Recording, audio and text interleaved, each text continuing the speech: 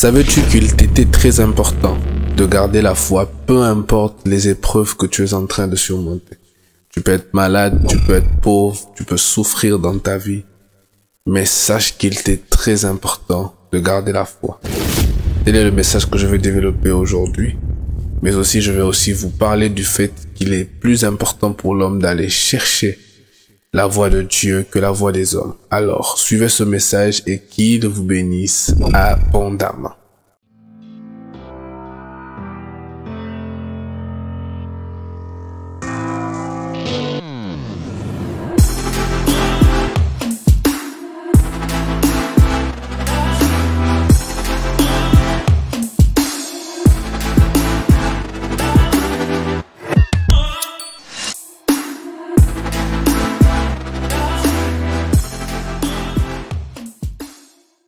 Shalom corps du Christ, bonjour à vous, je vous crois très bien portant, je suis très heureux encore de vous revoir aujourd'hui. En tout cas, croyez-moi, pour tenir cette simple session, ça a été très difficile. Cette session était, bon, je dirais pas combattue, mais il nous a été difficile de bien nous organiser afin de pouvoir vous parler de ce que l'on veut vous parler aujourd'hui. Mais je pense que par la grâce de Dieu, nous avons pu réussir à tout vaincre et nous allons vous exhorter aujourd'hui. Aujourd'hui, nous allons parler d'une personnalité biblique que vous connaissez très bien. Nous vous parlerons d'une personnalité biblique que sûrement vous avez déjà eu même à lire personnellement dans votre Bible. Et nous allons essayer de vous faire part d'une pensée qui va aller dans deux directions. Mais ces deux directions auront pour but de bouleverser la vie de celui qui entendra ce que l'on dira. Et donc, nous allons vous parler de la femme à la perte de sang. Si vous regardez ces moments en famille, dis à ton voisin de gauche, la femme à la perte de sang. Si celui de gauche te boude, dis à celui de droite, la femme à la perte de sang. La Bible dit, dans Matthieu 9, le verset 22, le verset 20 au verset 22, une femme qui souffrait de perte de sang depuis 12 ans s'approchait alors de Jésus par derrière et toucha le bord de son vêtement, car elle se disait, si je le touche, je serai guéri. Jésus se retourna, la vit et dit, prends courage ma fille, ta foi t'a guéri. Et dès ce moment, la femme fut guérie. Vous allez retrouver la même histoire dans le livre de Marc, Marc 5, le verset 25. Et vous verrez encore cette même histoire revenir dans Luc, chapitre 8, le verset 43. Alors, le message que je suis venu apporter aujourd'hui s'adresse à deux catégories de personnes. Je commencerai d'abord à parler aux chrétiens. Et quand je parle des chrétiens, je fais allusion à des vrais chrétiens. Je fais allusion à des personnes qui savent déjà que, en donnant leur vie à Jésus-Christ, l'on se livre totalement et que l'on décide de devenir serviteur du Christ. Parce que oui, c'est lui qui nous a sauvés, c'est lui qui a été servi à la croix de Golgotha pour que nous puissions sauver. Mais bien après cela, nous, à notre tour, nous devenons serviteurs du Christ après notre salut. Nous vivons pour le Christ, nous vivons que pour le Christ. C'est ainsi que nous le recevons dans nos vies comme étant un Seigneur et un Sauveur. Et le Seigneur est celui qui a des personnes à son service. Et ces personnes à son service, c'est nous. Difficile pour d'autres de le gober, mais c'est la vérité. Et quand je parle des chrétiens, parce que j'étais en train de dire que je parlerai à deux catégories de personnes. Quand je parlerai de la première catégorie, je ferai allusion à les vrais chrétiens. Je ferai allusion à des personnes qui ont sincèrement donné leur vie à Jésus. Et la deuxième catégorie des personnes sera beaucoup plus en faveur des personnes, premièrement, qui ne connaissent pas le Seigneur Jésus Et deuxièmement, qui prétendent avoir une relation avec le Christ alors que ce que eux appellent relation avec le Christ est faux. Alors, commençons avec la première catégorie. Cette première catégorie, c'est les chrétiens. Corps de Christ, lorsque vous lisez l'histoire de cette dame, vous vous rendrez compte de quelque chose de très important, la persévérance. Lorsque j'étais en train même de préparer ce message, j'étais au fait dans le fond en train de considérer cette femme comme étant une personne religieuse qui, dans le fond, selon moi, connaissait la parole des Juifs, connaissait la Bible ancienne qu'on appelait le Torah. Bon, c'est pas une Bible ancienne, mais c'est la parole de Dieu du temps passé. Parce que dans Lévitique, il est clairement dit et expliqué que une femme qui est dans sa période des règles ne peut malheureusement pas s'approcher des autres, ne peut malheureusement pas fréquenter les autres. Une femme qui était dans sa période des règles ne pouvait malheureusement pas vivre au milieu des gens. Elle ne pouvait pas toucher les gens parce que cette personne était jugée comme étant une personne impure. Et cette dame, vous vous rendrez compte qu'elle était consciente de cela. Et donc, automatique, je dirais qu'elle était une bonne juive. Sauf que, il se fait que ce qui est naturel chez toutes les femmes, pour elle, était devenu une maladie. Parce que ce qui devrait faire 2 jours, 3 jours, s'est mis à l'arrivée pendant 12 ans. Et croyez-moi, si vous parlez aux dames, elles vous feront comprendre que c'est presque une malédiction de vivre cette période de leur vie, de cette vie, pendant 12 ans. Mais cette femme l'a vécu. Cette femme a passé 12 ans en ayant ce qu'on appelle la perte de sang, sans savoir comment faire pour être guérie. Parce qu'on vous dira qu'elle a fréquenté beaucoup de médecins, qu'elle s'est même appauvrie pour trouver une solution. Car elle avait besoin de vivre avec des gens, car elle avait sûrement besoin de retrouver sa famille, car elle avait sûrement besoin de ne pas vivre une vie désespérée. Mais malheureusement, elle ne trouvait aucune solution à son problème. Mais ce que j'aime chez elle, c'est qu'elle n'avait pas arrêté de trouver la solution. C'est ainsi la pensée que je vais développer en faveur des chrétiens, c'est de vous demander de n'être pas dans la catégorie des personnes qui, lorsqu'elles ne trouvent aucune solution, abandonnent. Vous savez, il est possible que tu aies une connaissance de la parole de Dieu. Il est possible que tu puisses être une personne qui connaît à la limite le Christ, qui connaît à la limite la parole de Dieu, mais malheureusement, qui passe par une période que tu ne sauras pas expliquer aux gens. Mais malgré cela, il ne faut pas t'arrêter de chercher la solution. Il est possible que tu sois un prédicateur de la parole de Dieu. Il est possible que tu sois un enfant de Dieu, mais que malheureusement, que tu sois victime de quelque chose qui dérange ta santé, qui dérange ton quotidien, qui dérange ce que tu devras vivre, ce qui dérange ton quotidien, et c'est quelque chose qui malheureusement doit rester en toi. Et quand les gens te regardent, à la limite, ils peuvent se demander, mais qu'est-ce que tu as fait pour vivre ce que tu vis? Mais ce que j'aime avec cette femme, c'est qu'elle continuait de chercher une solution à son problème. Elle n'avait pas abandonné. Elle n'avait pas arrêté.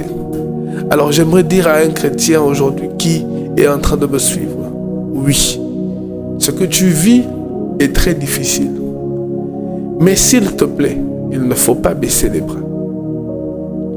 Ce que tu vis peut être compliqué, mais s'il te plaît, il ne faut pas baisser les bras. Et lorsque cette femme qui ne connaissait pas le Christ, c'est d'ailleurs pour ça que je suis en train de dire que je la juge comme étant une femme bonnement religieuse.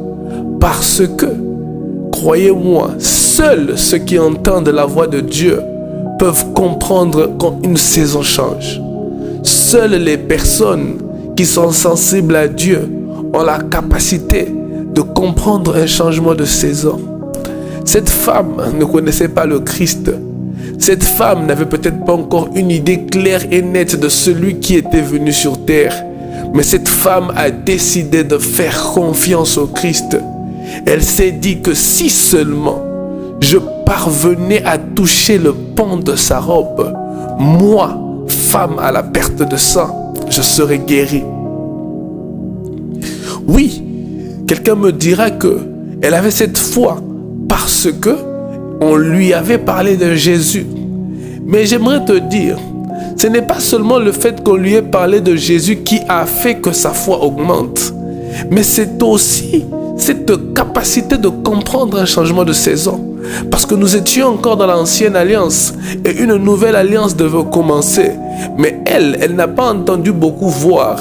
Elle a entendu parler du Christ, elle a mis sa confiance en Christ et elle a vécu son miracle. Tellement que sa foi était grande que Jésus s'est perdu, se demandant au milieu des disciples et de la foule, qui m'a touché? Qui m'a touché? Parce que quand la personne qui m'a touché l'a faite, j'ai senti une puissance me quitter. J'ai senti une force sortir de moi. Qui est donc cette femme qui a eu la capacité de sortir cette puissance de moi sans que je n'ai dit quelque chose? Et la Bible te dira qu'elle tremblait. Elle tremblait, elle se présenta. Et j'aime ce que Jésus le dit. Ma fille, ta foi t'a sauvée. Ah, j'aimerais que ta foi, malgré les épreuves, puisse te sauver aujourd'hui. J'aimerais tellement que ta foi en Dieu, malgré toutes les choses difficiles que tu vis, puisse te sauver aujourd'hui. Parce que ce ne sont pas les épreuves qui doivent diminuer ton taux de foi. Ce n'est pas ce que tu vis qui doit diminuer ton taux de foi. Ce n'est pas la maladie que tu as qui doit diminuer ton taux de foi. Ce n'est pas la pauvreté par laquelle tu es en train de passer qui doit diminuer ton taux de foi. D'ailleurs, je le dis toujours, vivre en Christ n'est pas une assurance de la richesse. Alors s'il te plaît, que tous les moments difficiles de ta vie ne puissent pas être des occasions pour toi de perdre la foi. Parce que c'est cette foi-là qui te sauvera. Si cette foi y est, crois-moi, tu recevras ton salut. Alors ne perds pas ta foi à cause des épreuves. Ne perds pas ta foi à cause des problèmes. Ne perds pas ta foi à cause des difficultés. Non, non, non, non, non. N'accepte pas cela. Parce que le Christ l'a dit. Ma fille, ta foi t'a sauvée. La deuxième catégorie des personnes à qui je veux parler cet après-midi, c'est une catégorie des personnes qui sont à la recherche de quelque chose. Car nous serons dans le même verset, mais on va le développer sous deux angles. Et ce deuxième angle que je vais développer est en train de parler à des personnes qui, eux, ont cherché des médecins. Ces personnes ont cherché le salut. Ils ont cherché l'amour. Ils ont cherché la guérison. Non pas seulement spirituelle, non pas seulement physique, mais aussi spirituelle. Ils ont cherché comment est-ce que leur vie pouvait reprendre un cours normal, mais qui ne parviennent pas à trouver la solution. Crois-moi, la solution que tu recherches n'est pas entre les mains des personnes que tu connais, non. Cette solution que tu recherches est entre les mains du Christ. Seul Christ peut te sauver. Seul Christ peut te donner cette délivrance que tu es en train de rechercher. Parce que lorsque tu dépenses pour trouver la paix, malheureusement tu vas t'appauvrir. Parce que cette femme s'était appauvrie à cause de la recherche, de la guérison de ce qu'elle cherchait. Et plus elle cherchait, et plus elle s'appauvrissait. Parce que partout où elle allait, elle ne recevait que déception. Partout où elle allait, elle ne retrouvait que malheur. Le médecin pouvait la faire croire qu'elle guérira, mais malheureusement le médecin n'a pas pu le guérir. Peut-être ses collègues pouvaient la montrer des pratiques qui pouvaient l'aider à trouver une guérison à sa maladie, mais malheureusement, ils n'ont pas pu le faire, car une seule personne ne pouvait le faire. Et cette personne, c'était le Christ. Kara sorama shikaraba sante. Menelia bakasu kerebasaya. Et qu'est-ce que vous allez remarquer? Elle s'est décidée que je dois le toucher, mais différemment. Et cette femme à la perte de sang s'est retrouvée à rechercher la solution à son problème, mais différemment. En se disant que cette fois-ci, je ne suis pas en train de m'engager à aller consulter une personne qui ne me donnera rien. Non, je suis en train de m'engager à aller toucher l'Éternel des armées. Celui en qui toute maladie peut être guérie au nom de Jésus-Christ. C'est ainsi que la foi est née dans son cœur. Et lorsqu'elle est allée toucher le Christ, elle a touché le Christ différemment. Kara suparamande. Lorsqu'elle est allée toucher le Christ, elle s'est dit que cette fois-ci, je ne vais pas aller toucher, oh my God, je bénis la vie des personnes qui l'ont parlé du Christ. Car ces personnes ont pu introduire dans son esprit une foi qu'elle ne pouvait pas trouver dans le passé. Je prie dans le nom de Jésus-Christ, à cause du Jésus que je te prêche, que tu puisses obtenir une foi qui va habiter dans ton esprit. Et lorsque les problèmes vont te dépasser, tu auras une foi qui va sortir de ton être intérieur afin d'aller rencontrer quelqu'un qui, elle, ne va pas te décevoir. Et cette personne, je l'appelle Jésus. 12 ans de malheur, 12 ans de souffrance, 12 ans de douleur. Mais en un seul geste, en une seule action, elle a reçu sa délivrance. Car ce qu'il fallait pour la vie de cette femme, c'était la délivrance. Pas seulement la guérison, mais la délivrance de sa vie tout entière. Car vous allez remarquer, non seulement que le Christ l'a fait comprendre qu'elle était guérie, mais le Christ l'a fait comprendre qu'elle pouvait aller en paix. Car ce qui l'a tourmentée ne la tourmentera plus jamais. Le Jésus dont je te parle n'est pas un Jésus qui, lorsqu'il vient dans ta vie, il ne te donne peut-être que la guérison pour que après tu partes. Non. Lorsque le Christ vient dans ta vie, il te donne une guérison si tu es malade, afin que après, que ton esprit, que ton âme puisse être purifiée par sa personne, et que tu deviennes quelqu'un d'autre, et que tu deviennes quelqu'un de meilleur, une personne libre, non pas seulement guérie de la maladie, mais libérée des esprits mauvais, mais libérée de tout ce qui pouvait te tourmenter, car le Christ, lorsqu'il agit dans ta vie, il doit laisser des signes qu'il était passé dans ta vie, car ce que tu avais qui te dérangeait pouvait être des esprits mauvais. Mais lorsque le Christ te délivre de cela, il ne peut pas laisser ta maison vide. Il doit siéger dedans, afin que lorsque ces tourments reviendront, qu'il puisse rendre compte à une personne plus puissante que Kasukarabashome.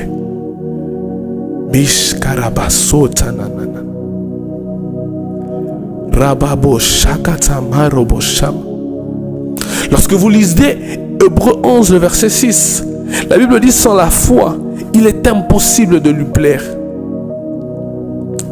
C'est ainsi que la foi de cette femme a emmené Dieu, a emmené le Christ à se sentir plus par l'action de cette femme, car ce qu'elle a fait a pu, selon moi, surpasser le Christ Parce que le Christ était en train de rechercher.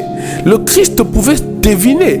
Mais si tu lis le livre de Marc et de Luc, on te fera comprendre que c'est le Christ qui recherchait une personne qui l'a fait du bien. Parce que cette personne a permis à une puissance qui siégeait en lui de sortir sans son autorisation. Et cette femme a dû se présenter elle-même. Cette femme a dû se présenter elle-même, dire que c'est moi qui t'ai touché.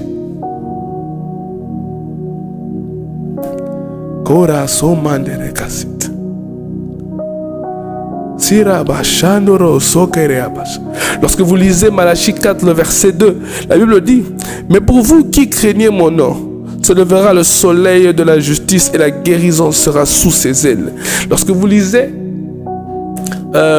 cette même portion qui parle du pont de la robe de Christ, les Hébreux peuvent trouver un synonyme à ce mot pont de la robe. On appelle ça les ailes aussi. C'est ainsi que les Juifs appellent ça le canaf. Le canaf qui équivaut aux ailes. C'est ainsi que cette femme, en touchant le pont de la robe de Christ, n'a pas seulement touché un habit normal, mais il a touché une prophétie de Malachie 4, verset 2. Car la guérison était sous les ailes de ceux qui craignent l'Éternel. Et ce jour où elle a accepté d'aller toucher le Christ, c'est le jour où elle a accepté indirectement d'aller se donner à une personne qui allait changer sa vie. C'est ainsi, pour clore ce message, j'aimerais dire à une personne ceci. Il vous est très nécessaire, il vous est très important de vous rendre compte que peu importe les épreuves, ça c'est pour la première catégorie des personnes à qui j'ai parlé, peu importe les moments, il faut garder la foi afin que cette même foi que l'on mettra en place ne nous emmène pas à perdre quelque chose de précieux pour notre vie. Parce que lorsqu'on a dit que ta foi t'a sauvé, indirectement, je l'ai entendu comme une personne qui a persévéré. Et cette persévérance l'a emmené à prendre quelque chose d'entre ses mains. Et cette personne, et cette chose, c'était ça son salut. Car si cette foi n'y était pas, malheureusement, je ne sais pas où est-ce qu'elle allait aller trouver son miracle. J'aimerais dire à quelqu'un ceci. Quand le Christ l'a dit que ta foi t'a sauvé, c'est parce que Jésus savait qu'en dehors de cet endroit qui était le lieu de sa guérison, elle allait être guérie nulle part. J'aimerais dire à quelqu'un qui est malade, en dehors du Christ, peut-être que ta maladie ne trouvera aucune solution. Alors s'il te plaît, développe la foi qui va t'emmener à demeurer près de lui. Développe cette foi qui va t'emmener à aller vers lui, pour que tu puisses recevoir cette guérison que tu recherches. Quand je parle, je sens tellement d'onction et je prie que, à cause de ce que je dis, que la foi de quelqu'un monte, qu'une personne qui est en train de s'affaiblir se relève, car tu n'es pas appelé à t'arrêter où tu es. Tu dois aller encore beaucoup plus loin, tu dois aller encore beaucoup plus haut. Alors s'il te plaît, laisse que ta foi t'emmène à ton salut. Alors ne perds pas la foi. Et la deuxième catégorie, ce que je vous demande de retenir, c'est que arrêtez de regarder à ce que le monde vous présente. Arrêtez de regarder aux solutions mondaines, mais regardez à ce que le Christ va vous donner. Parce que si vous allez vers le monde, croyez-moi, vous serez perdant. Mais si vous allez vers le Christ, je sais que vous seriez des victorieux. Je prie dans le nom de Jésus que ce message puisse toucher le cœur de quelqu'un. Et que ce quelqu'un qui est en train de me suivre, oh mon Dieu, puisse détecter sa catégorie.